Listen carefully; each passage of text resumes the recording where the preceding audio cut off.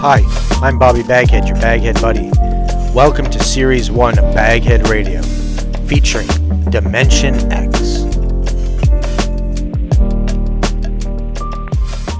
Adventures in time and space, told in future tense. Dimension X.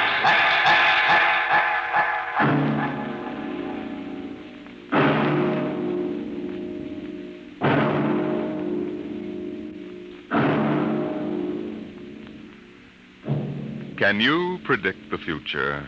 Can you tell what will come in 100 years? Or in 10? Or in the next minute? Tonight we present two ventures into the unknown. Two fantasies of the future, chosen from the works of one of our most brilliant young science fiction writers, Ray Bradbury. First, his story entitled, There Will Come Soft Rains.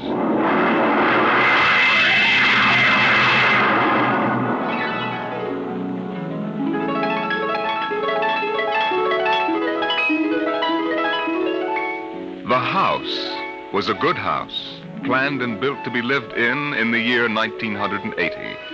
The real estate agent had told them all about it. Now, this is the bedroom. Of course, it contains all the latest devices, self-warming blankets, and, there's a brand new feature. Beds, which make themselves. Now, if you'll just step this way through the library, we can see the latest in talking book recorders, self-building fireplace, self-cleaning robot dust disposal. Oh, these little mouse-like things come out of the wall and take away all the dirt. Now, over this way. As a complete robot kitchen, of course. Just set the menu for the week and the stove does the rest. Then there's the automatic hydroponic garden, self-sprinkling fire protection. See, the house is fully automatic. Why, you could go away for a year and it would run itself.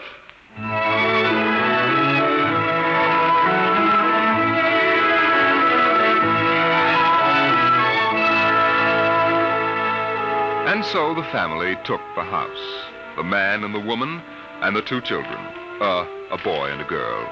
And they lived contentedly, enjoying music and poetry and the rich, warm things in life. And the house fed them and slept them and entertained them. It made a good life for them. Until one day, there were 10,000 explosions, and the world shook, and red fire and ashes and radioactivity fell from the sky. The happy time was over.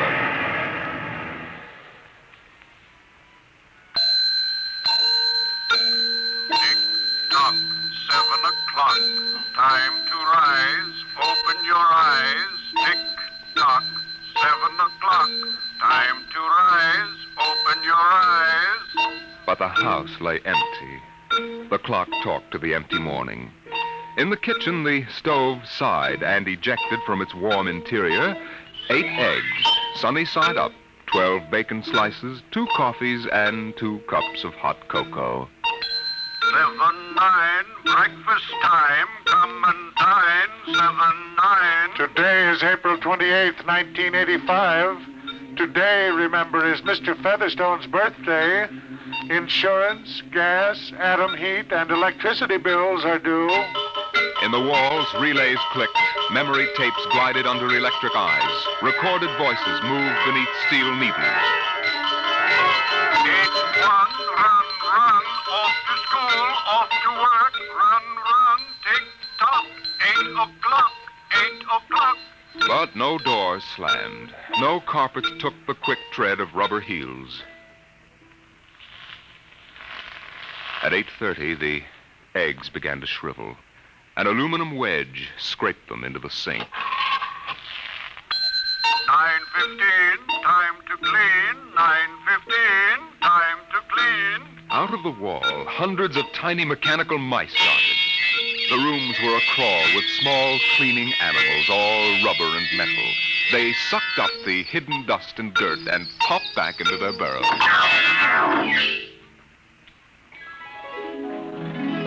At 10 o'clock, the sun came out from behind the rain. The house stood alone on a street where all the other houses were rubble and ashes. At night, the ruined town gave off a radioactive glow which could be seen for miles. At 10:15, the garden sprinkler filled the soft morning air with golden fountains. The water tinkled over the charred west side of the house, the side which had been facing the blast. It was black, except in 5 places. One of the 5 places was a silhouette of a man mowing a lawn, just as he'd been the instant the radioactivity burned his image into the side of the house. Over there, a woman bent to pick flowers. Still further over, their images burned into the wood, where a small boy, hands flung into the air, higher up the image of a thrown ball, and opposite, a girl, her hands raised to catch a ball which never came down. 5 people. 5 spots of paint.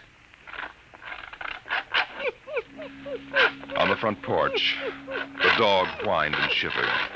The front door recognized the dog's voice and opened. The dog padded in wearily, thin to the bone, covered with sores. It ran to the kitchen and pawed the kitchen door wildly. Behind the door, the stove was making pancakes which filled the house with their odor, as prescribed by the automatic preset menu selector. The dog frothed, ran insanely, spun in a circle, biting its tail, and died. 1 o'clock, 1 o'clock. Delicately sensing decay, the regiments of mice hummed out of the walls, soft as blown leaves, their electric eyes glowing. 1:15. The dog was gone. 2:15. Bridge tables unfolded from the walls of the patio. Playing cards fluttered onto pads. Martinis appeared on an oaken bench. But the tables were silent, the cards untouched. 5 o'clock, 6 o'clock, 7 o'clock, 8 o'clock, 9 o'clock. Dinner was made, ignored, flushed away. Dishes were washed. In the study, the tobacco stand produced a cigar with half an inch of gray ash upon it, smoking, waiting, waiting. The hearth fire bloomed out of nothing. 9 o'clock, 9 o'clock. The beds began to warm their hidden circuits, and the phonograph spoke from beside the fireplace. Mrs. McClelland, what poem would you like to hear this evening? Mr. McClelland? Since you express no preference, I shall select at random from among your favorites. Sarah Teasdale, There Will Come Soft Rains. There will come soft rains, and the smell of the ground, and swallows circling with their shimmering sound, and frogs in the pools singing at night, and wild plum trees in tremulous white. Robins will wear their feathery fire, whistling their whims on a low fence wire, and not one will know of war. Not one will care at last when it is done. Not one would mind, neither bird nor tree, if mankind perished. You to like and subscribe, comment below. At 10 o'clock that evening, the house began to die. The wind blew the bough of a falling tree into the kitchen window, smashing it. A bottle of cleaning fluid crashed on the stove.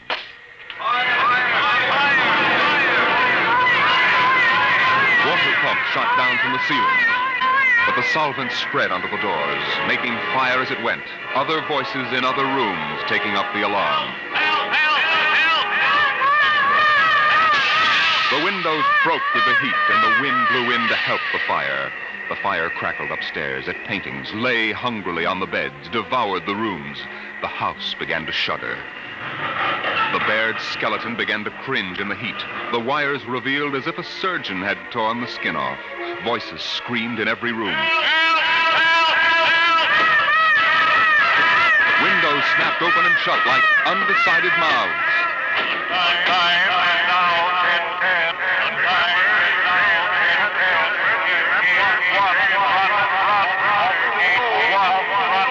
A thousand things were happening at once. Like the interior of a clock shop at midnight, all the clocks were striking, making a merry-go-round of squeaking, whispering, and rushing. In the kitchen, the stove hissing hysterically was making breakfasts at a psychopathic rate.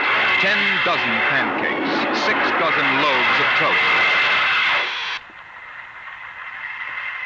Then, there was silence. The film spools were burned out.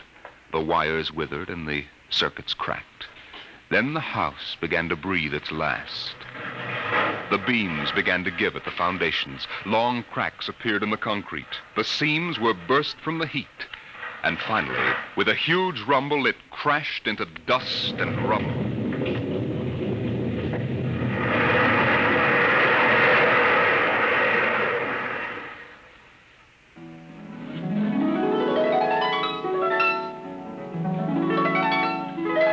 Dawn shone faintly in the east.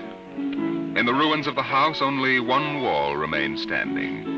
And within the wall, even as the sun rose to shine upon the burning rubble, a voice spoke again and again and again. No one would mind, neither bird nor tree, if mankind perished utterly. And spring herself, when she woke at dawn, would scarcely know that we were gone. That we were gone. That we were gone. That we were gone. Today is April 29th, 1985.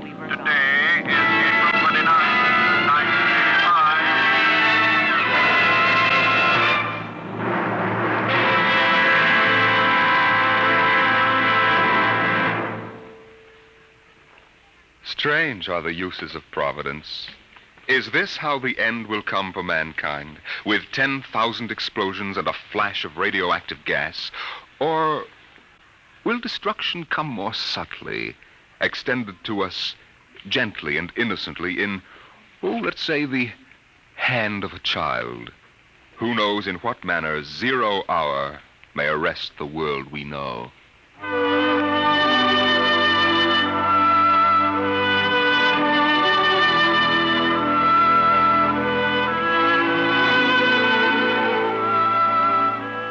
It was a perfect summer day in the year 1985. The streets were lined with green, peaceful trees. Businessmen sat in their quiet offices, taping their voices or watching televisors. Rockets hovered like darning needles in the blue sky.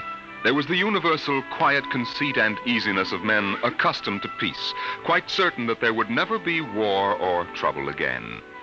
There were no traitors among men, no unhappy ones, no disgruntled ones. The world was upon stable ground.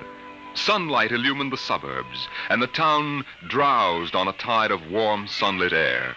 On the lawns, the children played, catapulting this way and that across the green grass, shouting at each other, holding hands, flying in circles, climbing trees and laughing. And in the homes, busy mothers prepared for the evening arrival of their husbands. Good heavens, Mick, what's all the excitement? We're playing a game, Mommy, the most exciting game ever. What are you doing in that cabinet? I need some tools from Daddy's kit. Your father may not like... Oh, I'll take good care of them, Mom, I promise. Very well. Don't you lose anything. Oh, thank you, Mom. You want a glass of milk? Can't stop now, Mom. What's the name of the game, Mink? Invasion! Invasion. What will they think of next?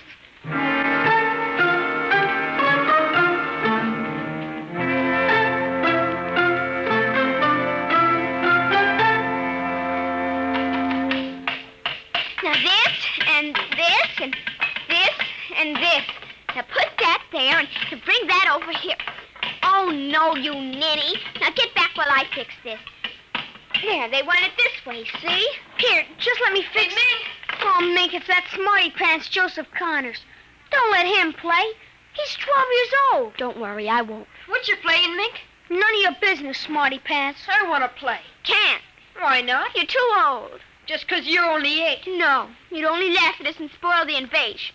Make him go away, Mink. Go away. This is my backyard. Who wants to play with you and your old fairies anyway? They aren't fairies. Nuts to you. I don't want to play anyway. Good riddance. I'm glad you didn't let him play, Mink. He'd only laugh. Now, we'd better talk to Drill and get some more instructions, Art. Now, here's your pad and pencil. Where is Drill? Drill? Here, Drill. Drill? Well, he's in the rose bush, I think. I'll talk to him myself, and you write it down in the pad. Okay. Drill? Drill? Okay. Drill wants you to write down triangle. What's a triangle? Never mind. Drill will tell us when he wants us to know. It helps the invasion. How do you spell it? Well, I'll ask Drill. Drill, how do you spell... Here's your mother, looking out the window. Mink? Yes, Mother? Who are you talking to? The rose bush, Mom. Only it's not really a rose bush. That's Drill. Who's Drill? He's planning the invasion. Oh, I see. Well, you better come in and clean up for supper. Your daddy will be home soon. In just a second, Mom. You got that, Art? See now what? 4, 9, 7, and A, and B, and X, and a fork, and some string, and a hexagonal droopy. Come on, Mink. Supper's in 10 minutes. Okay, Mom, just a minute. I have to tell Drill. I wish we didn't have to eat, though. It holds up the invasion.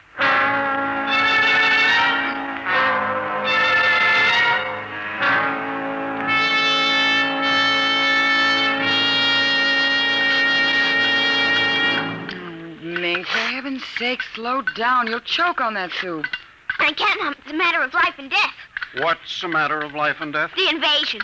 What invasion is that? Oh, just some silly game the children have been playing. Well, whatever it is, Mink, it'll wait until you've finished your supper, I'm sure. I don't want any more. You barely touched anything. Oh, but Drill is waiting for me, Daddy. Drill? Who's Drill? He lives in a rose bush in our backyard. Imagination, Henry.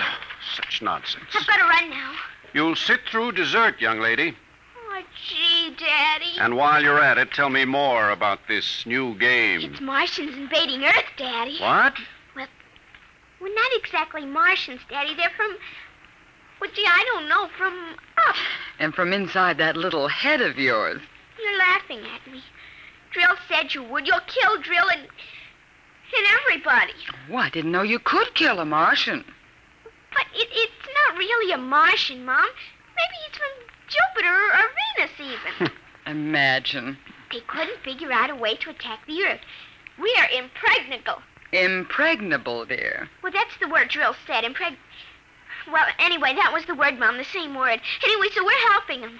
Now, who's helping who? Well, the kids are helping the Martians. Oh, fifth column, eh? Well, Drill says in order to make a good fight, you got to have a new way of surprising the people. That way you win. And he says also you got to have help from your enemy. Pretty slick, those Martians, using the kids for a fifth column, eh, Mary? And hiding under rose bushes, too, Henry. Don't forget that. Well, that's because grown-ups never look under rose bushes. Only kids. Oh, I see. Well, finish your fruit, darling. You can play for an hour afterward. Mary. Oh, it's so nice out, Henry, and there's no school tomorrow. Very well. Till 8 o'clock. Drill says after the invasion we can stay up as late as we want. No more bets either. Oh, is that so? We can watch all the grown-up televisor shows. I don't wonder this invasion has caught on among the kids. Well, some of the kids are giving us trouble, like Dale Britz and Petey Jarrett. They're growing up so they won't believe in the invasion. They make fun, worse than parents even. I hate them worst. We'll kill them first. I hope you're saving your father and me for last. But Drill says you're dangerous. What? But I think they'll let me keep you because I'm helping so much. I'll talk to Drill. Maybe we won't have to kill you. Mary, I think this nonsense has gone far enough. Can I go out now, please? Well, run along, dear. Don't worry, Dad. I won't let them hurt you. Mary, I think the child's taking this game entirely too seriously. Invasion. Now, Henry, you know how Mink is. Besides, all children have their aggressions. Better to get them out in the open, I suppose. Maybe you're right. I was wondering about bridge with the Jacksons tonight, Mary. All right. But, you look tired, dear. Why don't you sit in the relaxer for a while and get a massage? I'll sew for a while until it's time to... Oh, I wanted to call my sister Helen. Oh, good. Find out when her husband's going to return my golf clubs.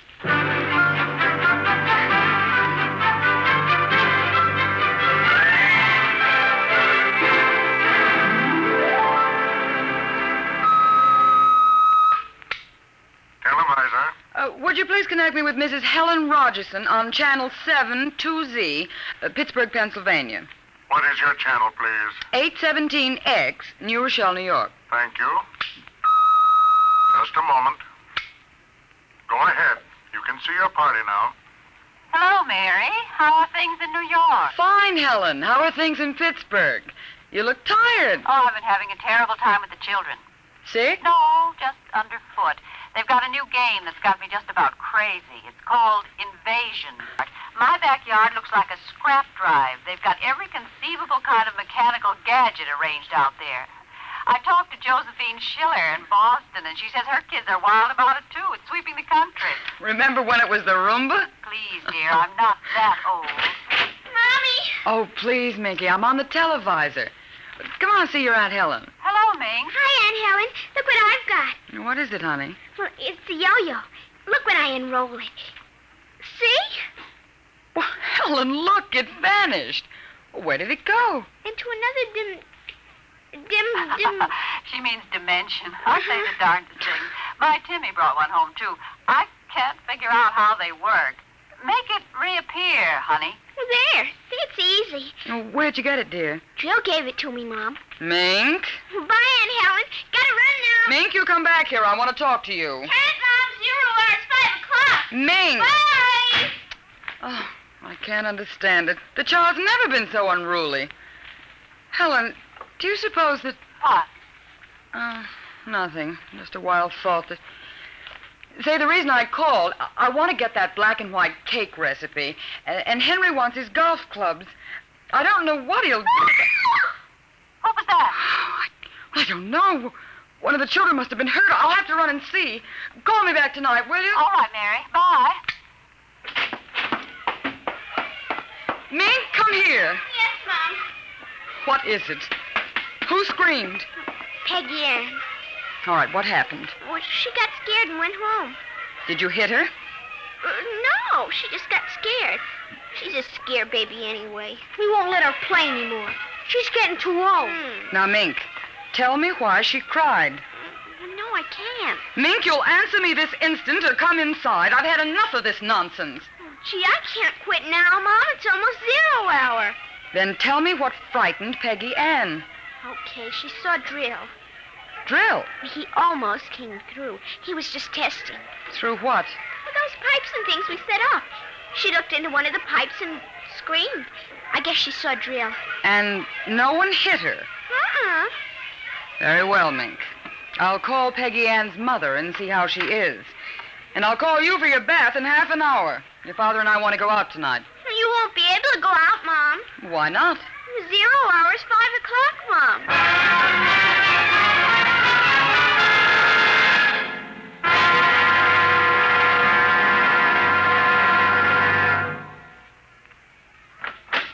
Hello, dear. Oh, you home already, Henry? Yes, I thought I'd relax a little before we went to theater. Where's the little one? Out back. Same game? Same game. They've got a stack of pipes and hammers and spoons a mile high out there. Children, why do we have them? Yeah, strange little creatures, aren't they? Even Mink, Henry. She's a part of us, and yet what do we really know about how she thinks and feels? Oh, I didn't mean to start a philosophic discussion. Kids are such a queer mixture of love and hate, though. Even normal, healthy kids. They need you and they're dependent on you, and yet they resent that dependence. You sound like a child psychology course I once took. I wonder if they ever really forgive the whippings and the commands we have to give them sometimes. I wonder if we ever forgot them when we were children. Look, I'd like to discuss this with you, dear, but we do have a theater date, and it's almost 5 o'clock now. What's happened to the kids? They're so quiet. When children are quiet, you know there's some mischief. What's that sound? I don't know. Those kids aren't playing with anything electrical, are they? I'm sure they aren't. At least I Just the same, I'd better go out and Henry. see. Tell them to put off the invasion. What? Mary, don't get upset. It's just a game.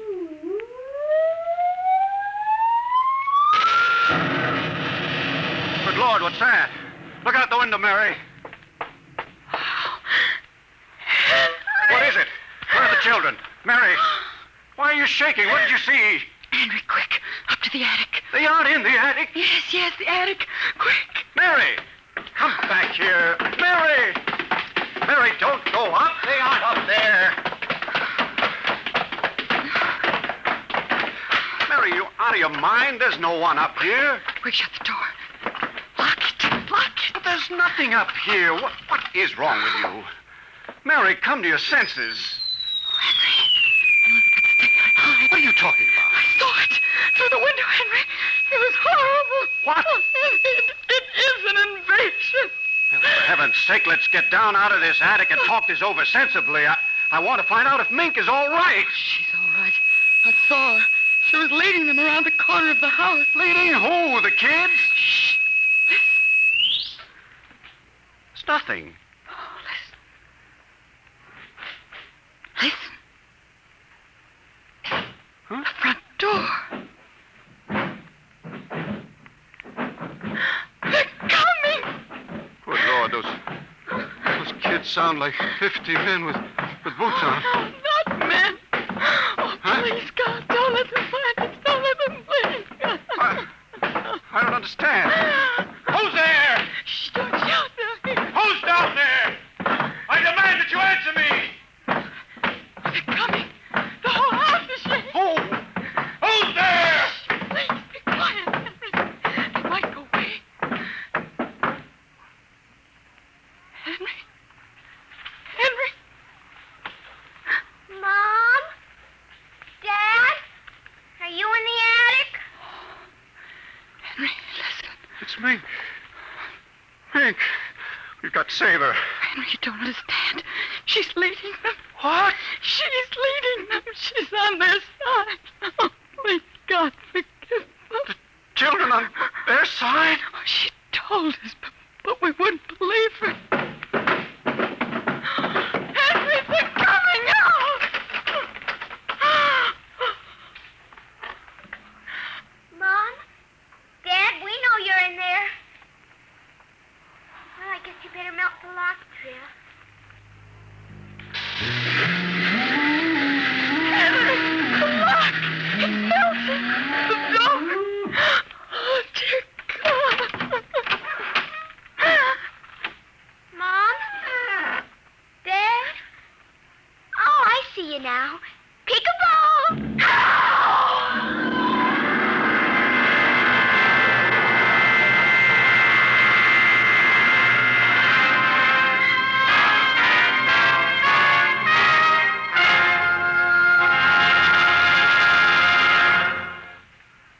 You have just heard another adventure into the unknown world of the future.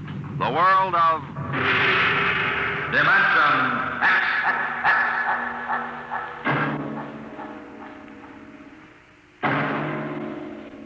Next week, Destination Moon, a preview of the movie which is soon to have its world premiere in New York, telling the Robert Heinlein story of man's first trip to the moon.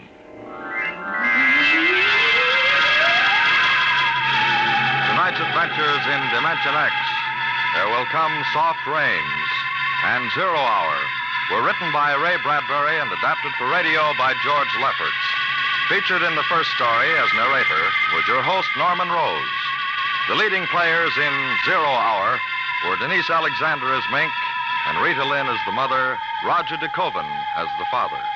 Music by Albert Berman. Engineer Don Abbott. Dimension X is produced by Van Woodward and directed by Edward King. Robert Warren speaking.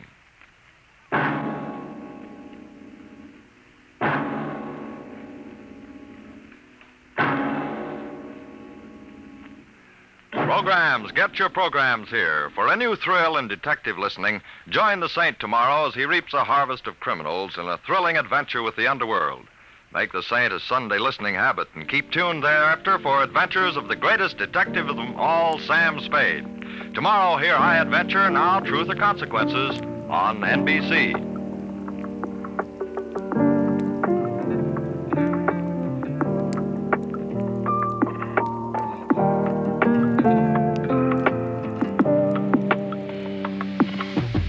I'm Bobby BagHead, your BagHead buddy, and you've been watching BagHead Radio. Click like and subscribe, comment below, and stay tuned for more.